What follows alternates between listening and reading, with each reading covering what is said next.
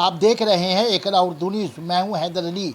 मटिया बुरुज का वाजिद अली शाह इमाम बाड़ा, जहां मुहर्रम के मौके पर हज़ारों के तादाद में अज़ादार आकर मातम किया करते थे, पर इन साल पूरे मुल्क में कोरोना के ख़तरात के सबब हुकूमत के गाइडलाइंस के मुताबिक अज़ादारों की तादाद नहीं के बराबर रही।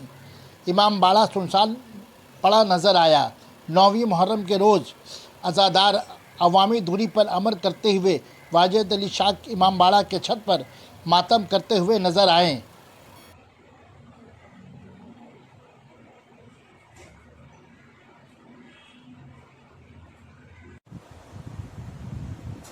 ये इमाम बाड़ा वाइज अली शाह की बहू और बिरजिस कदर की अहलिया का कायम करदा है।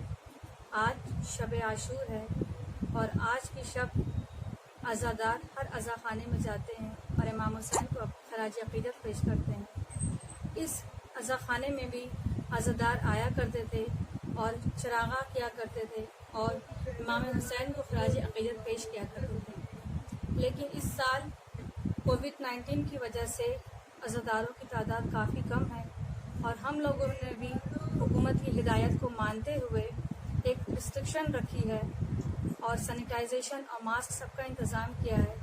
और लोगों जो ज़ायरीन ज़ियारत के लिए आ रहे हैं उन्हें अज़ा खाने में दूर से ही ज़ियारत की इजाज़त दे रहे हैं।